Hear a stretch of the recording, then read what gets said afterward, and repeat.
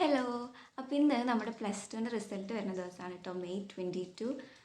Actually ഇന്നലെ വരും എന്നാണ് പറഞ്ഞിരുന്നത്. പിന്നെ അത് ഇന്നൊക്കെ ആക്കിയിട്ടുണ്ട്. ഇന്നൊരു 3 മണി 3:30 ടൈമോട് കൂടിയിട്ട് വരും എന്നാണ് കേട്ടോ പറയുന്നത്. അപ്പോൾ എല്ലാവരും വെയിറ്റിംഗ് ആയിരിക്കും റിസൾട്ട് വരാൻ വേണ്ടിയിട്ട്, കാരണം കുറേ ആയില്ലേ. അപ്പോൾ പേടിയുണ്ടോ ചോദിച്ചാൽ നല്ല പേടിയുണ്ട് കേട്ടോ. കാരണം എക്സാംസ് കുറച്ച് സ്ട്രിക്റ്റ് അല്ല, കുറച്ച് ടഫ് ആയിരുന്നു. പിന്നെ അതുപോലെ വാല്യുവേഷനൊക്കെ കുറച്ച് സ്ട്രിക്റ്റ് ആണ്. 1-2 ടീച്ചേഴ്സിൻ്റെ വോയിസൊക്കെ കേട്ടിട്ടുണ്ടായിരുന്നു. അപ്പോൾ നല്ല പേടിയുണ്ട്. നല്ല പേടി പറഞ്ഞാൽ നല്ല പേടി. എനിക്ക് ഫിസിക്സൊക്കെയാണ് പേടി. ഫിസിക്സ് പേപ്പർ ഫസ്റ്റ് കയ്യിൽ കിട്ടിയപ്പോൾ തന്നെ 3 പ്രാവശ്യം അവർ ചെക്ക് ചെയ്യണതിൻ്റെ 3 കോളംസൊക്കെ കണ്ടപ്പോൾ തന്നെ ആകണ്ട് ഒക്കെ പോയ അവസ്ഥയായിരുന്നു. അപ്പോൾ അറിയില്ല, ഇനി റിസൾട്ട് വരുമ്പോൾ കാണാം. എന്തായാലും ഫുൾ A+ ഒന്നും ഉണ്ടാവില്ല. അത് ഞാൻ ആദ്യം തന്നെ ഉമ്മാനോട് പറഞ്ഞു വെച്ചിട്ടുണ്ട്.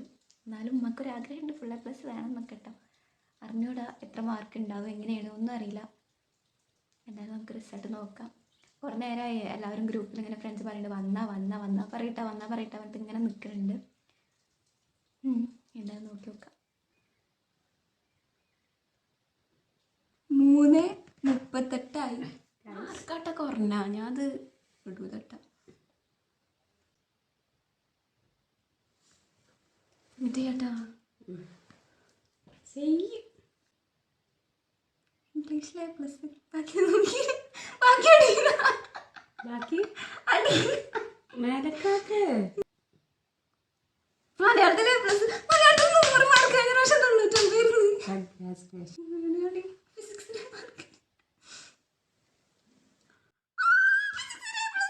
കൺഗ്രാജുലേഷൻസ്. ഏതിലെ? കെമിസ്ട്രിയിലും ബയോളജിയിലെ കൺഗ്രാജുലേഷൻസ്. 2 A. മാത്സ് ടഫായിരുന്നു. മാത്സ് ഈസിയാണ്, പക്ഷെ ഞാൻ കുറേ തെറ്റിച്ചിട്ടുണ്ട്. പിന്നെ ഇതൊക്കെ എങ്ങനെ ഇപ്പം നോക്കുക?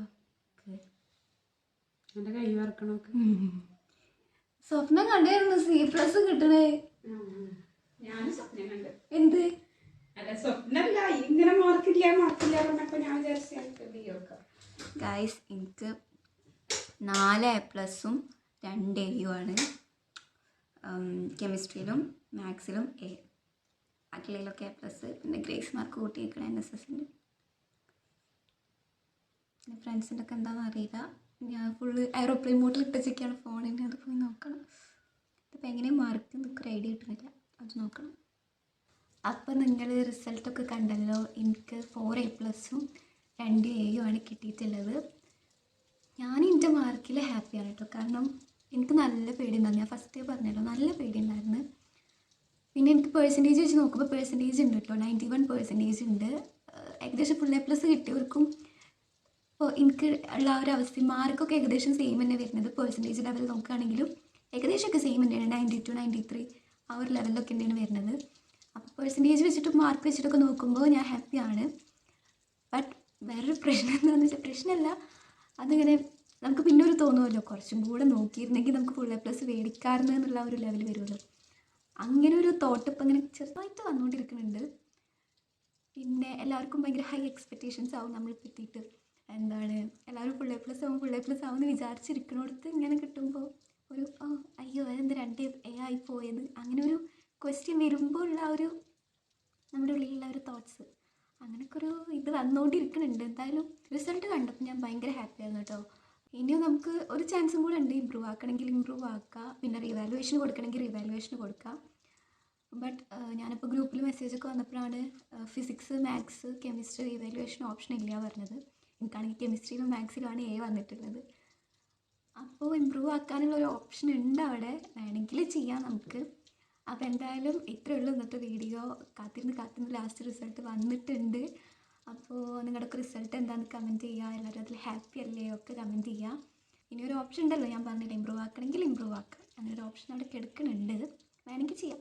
അതൊന്നുകൂടി ആലോചിച്ചിട്ട് തീരുമാനിക്കാം. അപ്പോൾ നമ്മുടെ വീഡിയോ ഇത്രയേ ഉള്ളൂ കേട്ടോ. എന്തായാലും നിങ്ങളുടെ റിസൾട്ടും കൂടി പറയുക. എല്ലാവരും കിട്ടിയ റിസൾട്ടിൽ ഹാപ്പി ആവുക. നമ്മൾ ഹാർഡ് വർക്ക് ചെയ്തതിനുള്ള റിസൾട്ട് എല്ലാവർക്കും കിട്ടിയിട്ടുണ്ടാകുമെന്ന് വിചാരിക്കുന്നു. അൽഹംദുലില്ലാ, എനിക്കങ്ങനെ തോന്നി. കാരണം ഞാൻ പറഞ്ഞല്ലോ, ഫുൾ A+ ഇല്ലയെന്ന് വിചാരിച്ചിട്ട് എനിക്ക് പെർസെൻറ്റേജ് വൈസും മാർക്ക് വൈസും അത്യാവശ്യം നല്ല മാർക്കുണ്ട്. അപ്പോൾ എനിക്ക് തന്നെ I am happy with it. പിന്നെ ഇനി പ്ലസ് ടുവിലേക്ക് വരുന്നവരോട് പറയാനുള്ളത് എന്താണെന്ന് വെച്ചാൽ പ്ലസ് വണ്ണ് അത്യാവശ്യം നല്ല രീതിയിൽ സ്കോർ ചെയ്യാൻ നോക്കുക. കാരണം പ്ലസ് വണ്ണിൽ തന്നെ നമ്മൾ അത്യാവശ്യം നല്ല ലെവലിലേക്ക് എത്തിച്ചിട്ടുണ്ടെങ്കിൽ പ്ലസ് ടു നമുക്ക് അത്രയ്ക്ക് പേടിക്കേണ്ട ആവശ്യമില്ല. എനിക്കിതുപോലെ പ്ലസ് വണ്ണിൽ ഫസ്റ്റ് റിസൾട്ട് വന്ന ടൈമിൽ 3 A+ഉം 3 A ആയിരുന്നു.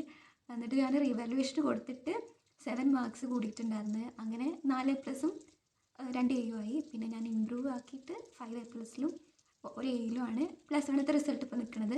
അപ്പോൾ നമ്മൾ പ്ലസ് വണ്ണിൽ നല്ല രീതിയിൽ സ്കോർ ചെയ്ത് വെക്കുകയാണെങ്കിൽ പ്ലസ് ടു അത്ര പേടിക്കണ്ട. അപ്പോൾ എന്തായാലും എല്ലാവരും നിങ്ങളെ കൊണ്ട് പറ്റുന്ന പോലെ മാക്സിമം എഫേർട്ട് എടുത്തിട്ട് നന്നായിട്ട് പഠിക്കാൻ നോക്കുക. പിന്നെ എൻ്റെ ഒരു റൂട്ടീൻ എന്ന് വെച്ചാൽ ഞാൻ ലാസ്റ്റ് ഡേ വെച്ചിട്ട് ഞാൻ ഉറങ്ങൂല. എക്സാമിൻ്റെ തലേ ദിവസം അന്ന് ഇരുന്നിട്ട് ഇങ്ങനെ ഉറങ്ങാതെ കുറേ ടൈം ഇരിക്കും. കുറേ നോക്കിയിട്ട് ഓരോന്ന് ചെയ്തിട്ടൊക്കെ ലാസ്റ്റ് മിനിറ്റിൽ ഞാൻ കുറേ ടൈം ഇരിക്കും കേട്ടോ ഉറങ്ങാണ്ട്. എല്ലാ എക്സാമിനും മിക്ക എക്സാമിനും ഞാൻ അങ്ങനെ തന്നെ ചെയ്യാറ്. പക്ഷേ എനിക്കത് മാറ്റാൻ പറ്റിയിട്ടില്ല. എനിക്ക് തീരെ പറ്റില്ല ഉറങ്ങാൻ. അന്ന് എക്സാമിന് തലേ ദിവസം ഉറങ്ങാൻ തീരെ വയ്ക്കില്ല. ലാസ്റ്റ് ടൈമിൽ ഞാൻ ഉറപ്പായിട്ട് ഉറങ്ങാതെ അന്ന് ഇരിക്കുന്നുണ്ടാവും. ലാസ്റ്റ് കുറച്ച് നേരമാണ് ഉറങ്ങുമെന്ന്. പക്ഷെ അങ്ങനെ ചെയ്യാതിരിക്കുക, മാക്സിമം അത് ഒഴിവാക്കാൻ നോക്കുക. പിന്നെ മാത്സിൽ എനിക്ക് തോന്നിയിട്ടുണ്ട് മാർക്ക് കുറയുന്നു. കാരണം ഞാൻ തന്നെ 1-2 തെറ്റിച്ചിട്ടുണ്ട് അവിടെ ഇവിടെയൊക്കെ. എനിക്ക് മെട്രിക്സ് തന്നെ ഭയങ്കര ഈസി ആയിട്ടുള്ള സംഭവമാണ്. അതിൽ തന്നെ ഞാനെന്തോ ഒരു നമ്പറൊക്കെ മാറിയാൽ തെറ്റാവുന്നതേ ഉള്ളൂ കേട്ടതൊക്കെ. അപ്പോൾ അതിൽ തന്നെ ഞാൻ തെറ്റിച്ചിട്ടുണ്ട്. അശ്രദ്ധ കാരണമാണ്. കഴിഞ്ഞ പ്രാവശ്യം മാത്സ് ഇതുപോലെ തന്നെ വന്നത്. മാത്സ് എനിക്കെന്തോ പെട്ടെന്ന് ഇങ്ങനെ മാറും, ഭയങ്കര അശ്രദ്ധയാണ്. അതിലാണ് മാത്സ് പോയതെന്നാണ് എനിക്ക് തോന്നുന്നത്. അപ്പോൾ നിങ്ങളെന്തായാലും നന്നായിട്ട് എഫേർട്ട് ഇട്ട് പഠിക്കുക. പഠിക്കൽ മാത്രമല്ല, നമ്മൾ സ്കൂളാകുമ്പോൾ കുറച്ച് ബാക്കിയുള്ള ആക്ടിവിറ്റീസിലും എല്ലാത്തിലും ഇൻവോൾവ് ആയിട്ട് നല്ലൊരു അക്കാഡമിക് ഇയർ ആക്കുക. എല്ലാവരും ഹാപ്പി ആയിട്ടിരിക്കുക. അപ്പോൾ നമുക്ക് അടുത്ത വീഡിയോയിൽ കാണാം. Bye bye. അപ്പോൾ നിങ്ങളിപ്പോൾ വിചാരിക്കുന്നുണ്ടായിരിക്കും ബായ് പറഞ്ഞു പോയതാണല്ലോ പിന്നെ എന്താണെന്നില്ല. അപ്പോൾ എൻ്റെ ഉമ്മ ഒരു കേക്ക് മേടിച്ച് വെച്ചിട്ടുണ്ടായിരുന്നു കേട്ടോ. അപ്പോൾ എന്നാലും അത് കട്ട് ചെയ്യാമെന്ന് വിചാരിച്ചു. പിന്നെ എൻ്റെ വീട്ടിൽ നിന്നിട്ട് ഞാൻ ഒറ്റയ്ക്ക് കട്ട് ചെയ്യാനായിട്ടും നല്ലത് തറവാട്ടിൽ പോയാൽ പിന്നെ കുട്ടികളും ഉണ്ടാവും, അതുപോലെ തന്നെ ഉമ്മമ്മയും ഉപ്പപ്പയും എല്ലാവരും കൂടിയിട്ട് കട്ട് ചെയ്യാമെന്ന് വിചാരിച്ചു. അപ്പോഴല്ലേ ഒന്നുകൂടി ഹാപ്പി ആവുക. അപ്പം അങ്ങനെ നമ്മൾ എല്ലാവരും കൂടിയിട്ട് കേക്കൊക്കെ കട്ട് ചെയ്തു. എല്ലാവർക്കും അങ്ങോട്ടും ഇങ്ങോട്ടും ഒക്കെ കൊടുത്തു. അപ്പോൾ നമ്മുടെ ഫാമിലിയിൽ അതാ നിങ്ങൾക്ക് കാണാണ്ടല്ലോ ഒരു കുഞ്ഞ് ബേബി കൂടെ ഉണ്ട്. അപ്പോൾ ബേബിയുടെ കൂടെയൊക്കെ കേക്ക് കട്ട് ചെയ്യാമെന്നും കൂടി വിചാരിച്ചിട്ടാണ് ഞാൻ ഓടിയിട്ട് തറവാട്ടിലേക്ക് പോകുന്നത്. അങ്ങനെ കട്ടിക്കും കാര്യങ്ങളൊക്കെ കഴിഞ്ഞിട്ട് ബാബു ഇതാ നമുക്കൊരു സ്പെഷ്യൽ ജ്യൂസൊക്കെ ഉണ്ടാക്കി തരുന്നുണ്ട്. അപ്പോൾ ഈ ഒരു ഫ്രൂട്ട് വെച്ചിട്ടാണ് കേട്ടോ ഈ ജ്യൂസ് ഉണ്ടാക്കിയിരിക്കുന്നത്. ഞങ്ങളുടെ ഇവിടെ ഇതിനൊക്കെ മുട്ടപ്പഴം എന്നാണ് പറയുക. നിങ്ങൾ ആരെങ്കിലും കഴിച്ചിട്ടുണ്ടോ എന്ന് പറയുകയും.